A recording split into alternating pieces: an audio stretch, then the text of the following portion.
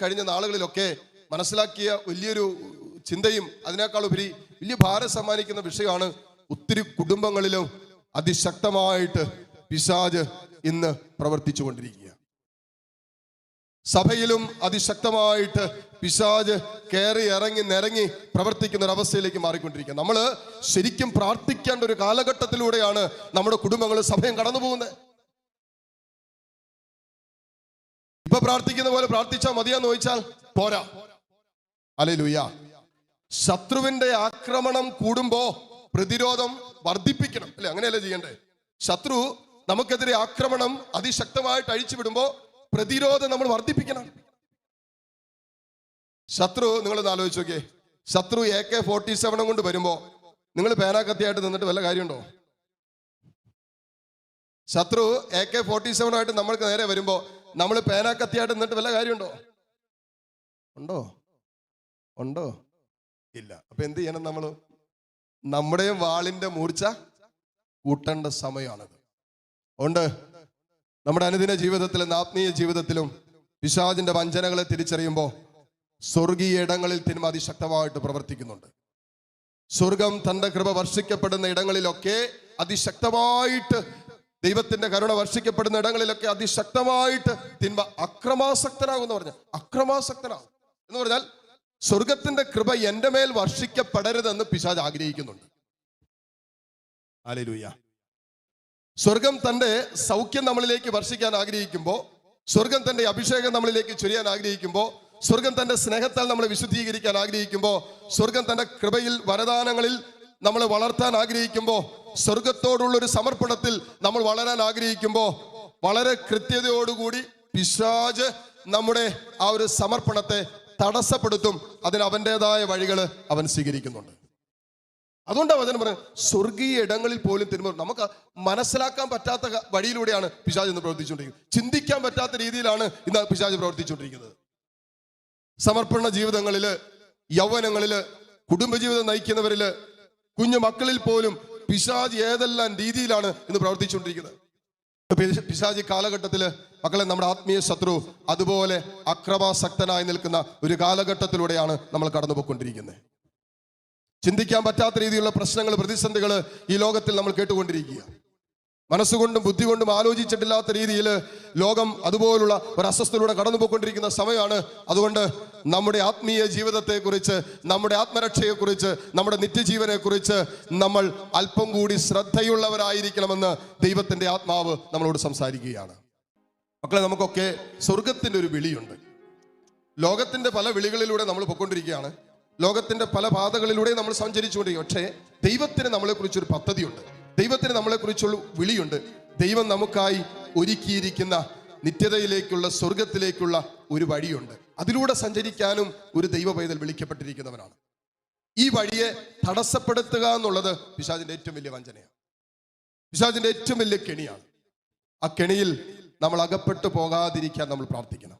ഫിലിപ്പിയർക്ക് എഴുതിയ ലേഖനം അതിന്റെ 2-ാം അധ്യായം 12 മുതലുള്ള വചനങ്ങളൊന്ന് വായിക്കാവോ? എൻ്റെ പ്രിയപ്പെട്ടവരെ, പൗലോസ്ലീഹയാണ് പറയുന്നത്, ജിലച്ചനല്ല, പൗലോസ്ലീഹ പറയുന്നത്, സ്ലീഹ പറയുന്നത്, എൻ്റെ പ്രിയപ്പെട്ടവരെ, നിങ്ങൾ എപ്പോഴും അനുസരണത്തോടെ വർത്തിച്ചിട്ടുള്ളത് പോലെ എൻ്റെ സാന്നിധ്യത്തിൽ മാത്രമല്ല, ഞാൻ നിങ്ങളുടെ കൂടെ ഉള്ളപ്പോൾ മാത്രമല്ല, പിന്നെയോ ഞാൻ അകന്നിരിക്കുന്ന സമയത്തും, ശ്രദ്ധിച്ചോളൂ, പൂർവാധികം ഭയത്തോടും വിറയലോടും കൂടെ നിങ്ങളുടെ സ്വന്തം രക്ഷയ്ക്ക് വേണ്ടി അധ്വാനിക്കുവിൻ.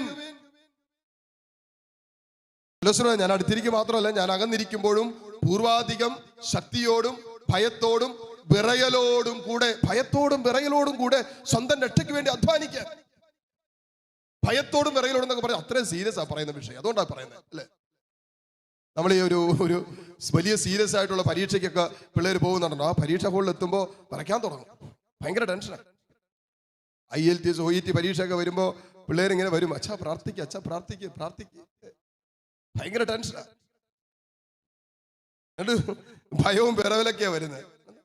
ജീവിതത്തിന്റെ വളരെ പ്രധാനപ്പെട്ട ഒരു വിഷയമാണ് പറഞ്ഞുകൊണ്ടിരിക്കുന്നത്. എന്ന് പറയുന്ന പോലെ പൗലോസ് പറയാണ്, നിങ്ങൾ ഭയത്തോടും വിറയലോടും കൂടെ സ്വന്തം രക്ഷയ്ക്ക് വേണ്ടി അധ്വാനിക്കുവിൻ. ഹല്ലേലൂയാ, ഹല്ലേലൂയാ. പല കാര്യങ്ങൾക്കും വേണ്ടി അധ്വാനിച്ചുകൊണ്ടിരിക്കുന്നവരാണ് ഇപ്പൊ നമ്മൾ പല കാര്യങ്ങൾക്കും വേണ്ടി അധ്വാനിച്ചുകൊണ്ടിരിക്കുന്നവരാണ്.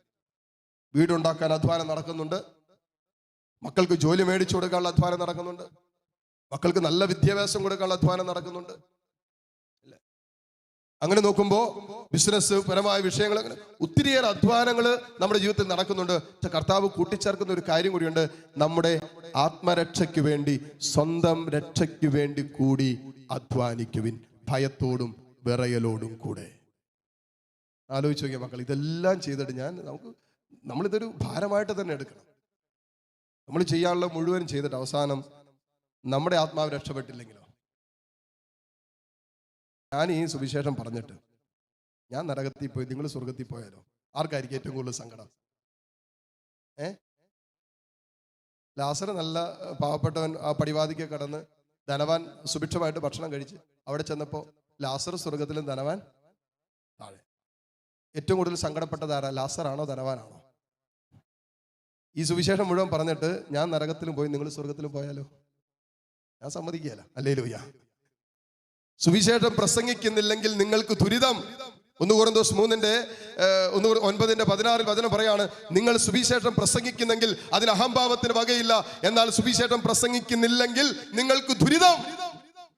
നമ്മുടെയൊക്കെ പല ദുരിതങ്ങളും മാറാത്തതിന് കാരണം എന്താണെന്നറിയാവോ? സുവിശേഷ ജീവിതം ആരംഭിക്കാത്തതുകൊണ്ടാണ്. ഹല്ലേലൂയ. ഇപ്പൊ നമ്മൾ സുവിശേഷ ജീവിതം നയിക്കുന്ന അത്യന്തികമായി നമ്മുടെ രക്ഷ ഉറപ്പുവരുത്താൻ വേണ്ടിയാ, നമ്മുടെ ആത്മരക്ഷ ഉറപ്പുവരുത്താൻ വേണ്ടിയിട്ടാണ്. മറ്റുള്ളവരുടെ ആത്മരക്ഷ ഉറപ്പുവരുത്തേണ്ടെന്നല്ല, നമ്മുടെ ആത്മരക്ഷ ഉറപ്പുവരുത്തി കഴിയുമ്പോൾ നിശ്ചയമായിട്ടും അത് അവിടെ നിൽക്കില്ല.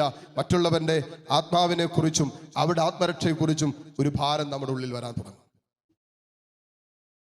Hallelujah, hallelujah, hallelujah.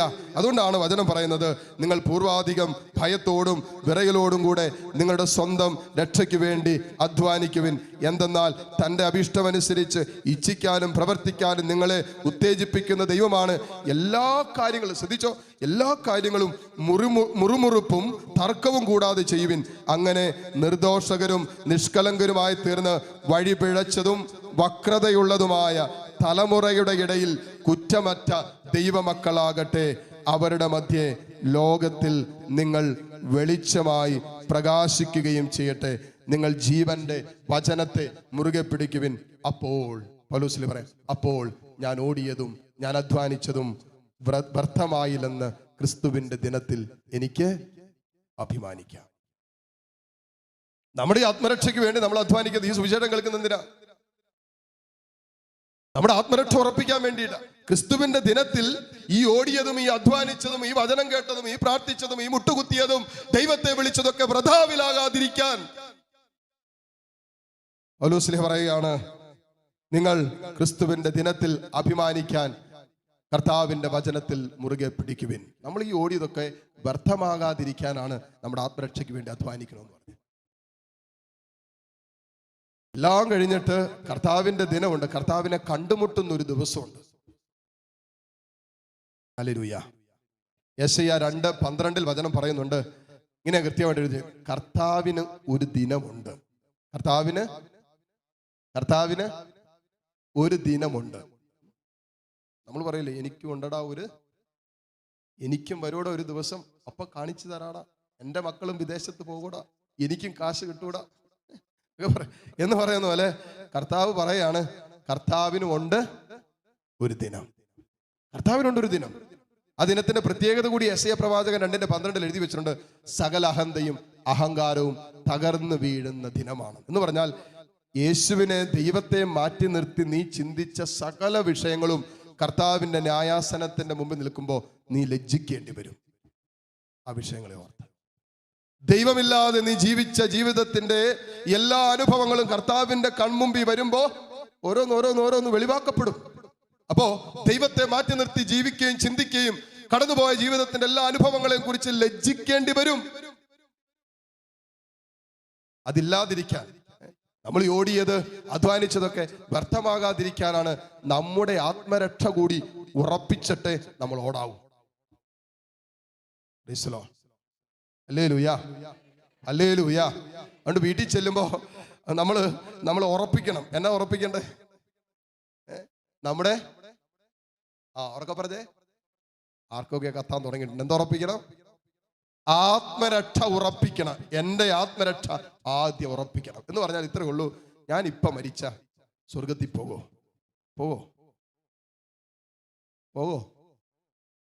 ഇല്ലേ? സ്വർഗത്തിൽ പോവോ? ഇല്ലെന്ന് പറഞ്ഞാൽ നിങ്ങൾ ആത്മരക്ഷ ഉറപ്പിച്ചിട്ടില്ല എന്നർത്ഥം. പിന്നെ നമ്മൾ ഈ ഓടിയതും നമ്മൾ ഈ അധ്വാനിച്ചതും നമ്മൾ ഈ കഷ്ടപ്പെട്ടതൊക്കെ വ്യർത്ഥമായി. ഇത്രയൊക്കെ കഷ്ടപ്പെട്ടിട്ട് ഇത്രയൊക്കെ അധ്വാനിച്ചിട്ട് ഇല്ലേ, കെട്ടിക്കൊണ്ടുവന്ന നാള് മുതൽ സഹിക്കുന്ന ചിലരങ്ങനെ അച്ഛാ കെട്ടിക്കൊണ്ടുവന്ന കെട്ടിക്കേറി വന്ന അന്ന് മുതലുള്ള സഹനം വെച്ചാൽ കഴിഞ്ഞ 10-35 വർഷമായി സഹിക്കാൻ തുടങ്ങിയിട്ട് ഇന്നും മാറ്റമില്ല. ഇത്രയൊക്കെ സഹിച്ചിട്ട് അല്ലെ തമ്പുരാന്റെ കൂടെ നിത്യസൗഭാഗ്യത്തിലേക്ക് സ്വർഗരാജ്യത്തിലേക്ക് നമ്മൾ പ്രവേശിക്കുന്ന ഉറപ്പില്ലെങ്കിൽ ഇവിടെ സഹിച്ച് അവിടെ സഹിക്കണം. ഹല്ലേലൂയ, ഹല്ലേലൂയ എന്ന് പറഞ്ഞാൽ ആത്മരക്ഷ ഉറപ്പിക്കുക എന്ന് പറഞ്ഞാൽ എല്ലാ നിമിഷവും, ജീവിതത്തിന്റെ എല്ലാ നിമിഷവും ഇപ്പോ ഞാൻ മരിച്ച സ്വർഗത്തിലേ പോകൂ എന്ന് പറയാൻ പറ്റുന്ന ഒരു ചങ്കുറ്റവും ഒരു ചങ്കുറപ്പും ഒരു ക്രിസ്ത്യാനിക്കുണ്ടാവണം. ഹല്ലേലൂയ. അടുത്തിരിക്കും മുഖത്തേക്ക് നോക്കിയിട്ട് ചോദിച്ചു, ഇപ്പൊ മരിച്ച സ്വർഗത്തിൽ പോകുന്നു ചോദിച്ചേ. ഇപ്പൊ മരിച്ച സ്വർഗത്തിൽ പോവില്ല അച്ഛാ, ഇടവപ്പള്ളിയില സിമിത്തേരിയിലായിരിക്കും പോകുന്നല്ലേ. കൊറോണ വന്ന് മരിച്ച പൊടിയായിട്ടായിരിക്കും വരുന്നത്. ചാരവും അല്ലെ, ചാരവും പൊടിയുമായി മനുഷ്യ നിനക്ക് അഹങ്കരിക്കാൻ എന്തുണ്ട് അല്ലെ. നമ്മുടെ ആത്മരക്ഷ ഉറപ്പിച്ചിട്ട് നമ്മൾ ഓടാവും. അല്ലെങ്കിൽ കർത്താവിന്റെ ദിനത്തിൽ ഇത് നിശ്ചയമാണ്. നാളെ സൂര്യൻ ഉദിക്കോ ഇല്ലെന്നൊന്നും എനിക്ക് ഗ്യാരണ്ടി ഇല്ല നമുക്ക് ആർക്കും. പക്ഷെ ഒരു കാര്യം നിശ്ചയമാണ്. എന്താന്ന് വെച്ചാൽ കർത്താവിനെ കണ്ടുമുട്ടുന്ന ഒരു ദിവസമുണ്ട്. ദൈവത്തിന്റെ മുമ്പിൽ നിൽക്കുന്ന ഒരു സമയം. അതുകൊണ്ടാണ് വെളിപാടിന്റെ പുസ്തകം 1-ാം അധ്യായത്തിൽ എൻ്റെ 7 മുതലുള്ള വചനങ്ങൾ എഴുതി വെച്ചിട്ടുണ്ട്. കർത്താവിനെ കുത്തി മുറിവേൽപ്പിച്ചവരും അവനെ പ്രതി മാറത്തടിച്ച് കരഞ്ഞവരും അവനെ കണ്ടുമുട്ടുന്ന ഒരു ദിവസമുണ്ട്. കർത്താവിനെ പ്രതി മാറത്തടിച്ച് കരഞ്ഞവര്, കർത്താവിനെ കുത്തിമുറിവേൽപ്പിച്ചവര്, അവനെ വേദനിപ്പിച്ചവരും അവനെ പ്രതി വേദന ഏറ്റെടുത്തവരും കർത്താവിനെ കണ്ടുമുട്ടുന്ന ഒരു ദിവസമുണ്ടെന്ന്. ഹല്ലേലൂയ. ഈ ദിനത്തിലേക്ക് നമ്മൾ ഒരുക്കാന്നുള്ളതാണ്. ഈ ദിനത്തിന് വേണ്ടി നമ്മൾ ഒരുക്കാന്നുള്ളത്. ചുറ്റുപാടും നടക്കുന്ന പ്രശ്നങ്ങൾ എന്തുവാകട്ടെ, ചുറ്റുപാട് എന്തെല്ലാം അരങ്ങേറിക്കോട്ടെ, വിശ്വാസത്തിന്റെ മേഖലകളില്, കൂട്ടായ്മയിലും ഇടങ്ങളിലൊക്കെ, കുടുംബത്തിലൊക്കെ എന്തെല്ലാം അരങ്ങേറിയാലും നമ്മുടെ സമാധാനവും സ്വസ്ഥതയും സന്തോഷമൊക്കെ തല്ലിക്കെടുത്തുന്ന അനുഭവങ്ങളിലൂടെ ആകാം ഒരുപക്ഷെ നമ്മൾ കടന്നു പോകുന്നത്. എങ്കിലും നമ്മുടെ ആത്മരക്ഷ ഉറപ്പിക്കുന്നതിൽ നമ്മൾ വൈമനസ്യം കാണിക്കരുത്. കാരണം ഇപ്പോഴത്തെ ഒരു കാലഘട്ടം അതാണ്. എപ്പോ എന്ത് എങ്ങനെ ആർക്ക് സംഭവിക്കുന്നു ഒരു പിടുത്തവുമില്ല. Hallelujah, hallelujah, hallelujah. നമ്മുടെ ആത്മരക്ഷ ഉറപ്പിക്കുന്നതിൽ മക്കളെ നമ്മൾ തീഷ്ണതയുള്ളവരാണ്. നമ്മുടെ ആത്മരക്ഷ ഉറപ്പിക്കുന്നതിൽ അതിനാണ് ജീവന്റെ വചനത്തെ മുറുകെ പിടിക്കാനും നമ്മുടെ വെളിച്ചം മറ്റുള്ളവരുടെ മുന്നിൽ പ്രകാശമായിട്ട് മാറട്ടെ എന്നും നമ്മൾ കുറ്റമറ്റ നിർദോഷകരായി ജീവിക്കണമെന്നൊക്കെ പൗലോസിൽ പറയുന്നത് കൊണ്ട്. വക്രതയും വഞ്ചനയുമായ ഈ കാലഘട്ടത്തിന്റെ നടുവിൽ വിശുദ്ധിയോടെ നിലനിൽക്കണമെന്ന് പൗലോസിലേക്ക് പറയുന്നതിന് കാരണമതാ. യെശയ്യാ പ്രവാചകൻ വിളിച്ചു പറഞ്ഞില്ല 6-ാം അധ്യായത്തിൽ, കർത്താവേ ഞാൻ അശുദ്ധമായ അധരങ്ങളുള്ളവരും അശുദ്ധമായ അധരങ്ങളുള്ളവരുടെ മധ്യ വസിക്കുന്നവനുമാണ്. തന്റെ ബലഹീനത പറയാ. ഞാൻ അശുദ്ധമായ അധരങ്ങളുള്ളവന്, എന്റെ അവസ്ഥ ഞാൻ വസിക്കുന്നതോ അശുദ്ധമായ അധരങ്ങളുള്ളവരുടെ മധ്യ വസിക്കുന്നവരുമാണ്. അതുകൊണ്ട് അങ്ങനെ കരഞ്ഞ് നിലവിളിച്ച് പ്രാർത്ഥിച്ചപ്പോൾ സ്വർഗത്തിൽ നിന്നും തീക്കനില് കൊടിൽ കൊണ്ടെടുത്തിട്ട് യെശയ്യാ പ്രവാചകന്റെ നാവിൽ വെച്ചിട്ട് അവന്റെ നാവിനെ ശുദ്ധീകരിച്ചിട്ട് കർത്താവ് പറഞ്ഞു, ശുദ്ധിയുള്ളവനാകട്ടെ, പോകാൻ പറഞ്ഞു എനിക്ക് വേണ്ടി. ഹല്ലേലൂയ. നമ്മുടെ ആത്മരക്ഷ ഉറപ്പിക്കപ്പെട്ട പിന്നെ അടുത്ത ദൗത്യം എന്താണെന്നറിയാമോ? നമുക്കായി ദൈവം തന്ന, സ്വർഗം തന്നവരുടെ ആത്മരക്ഷ ഉറപ്പിക്കുന്നതാണ് പിന്നെ നമ്മുടെ ജീവിതത്തിന്റെ ദൗത്യം. സ്വർഗത്തിന്റെ താക്കോല്, ചിലരുടെയൊക്കെ സ്വർഗത്തിന്റെ താക്കോല് നമ്മുടെ കയ്യിലാണ് സ്വർഗം ഏൽപ്പിച്ചിരിക്കുന്നത്. പക്ഷേ നമ്മുടെ മക്കളുടെ ആകാം, ജീവിത പങ്കാളിയുടെ ആകാം, കുടുംബത്തിന്റെ ഒക്കെ ആ സ്വർഗം തുറക്കാനും അടയ്ക്കാനും പ്രവാചകന് സാധിച്ചെന്നല്ലേ വചനം പറയുന്നത്. എന്ന് പറയുന്ന പോലെ നമ്മുടെ കരങ്ങളിൽ അപരന്റെ സ്വർഗം സ്ഥിതി ചെയ്യുന്ന ജീവിതത്തിന്റെ അനുഭവങ്ങൾ ഉണ്ടാകും. കായം ചോദിച്ചില്ലേ, ഞാൻ എന്റെ സഹോദരന്റെ കാവൽക്കാരനാണോ? അതെ. ഞാൻ എൻ്റെ സഹോദരന്റെ സ്വർഗത്തിന്റെ സന്തോഷത്തിന്റെ പരിശുദ്ധിയുടെ ഒക്കെ കാവൽക്കാരനായി, വിശ്വാസത്തിന്റെ ഒക്കെ കാവൽക്കാരായി ജീവിക്കേണ്ട ജീവിത അനുഭവങ്ങളുണ്ട്.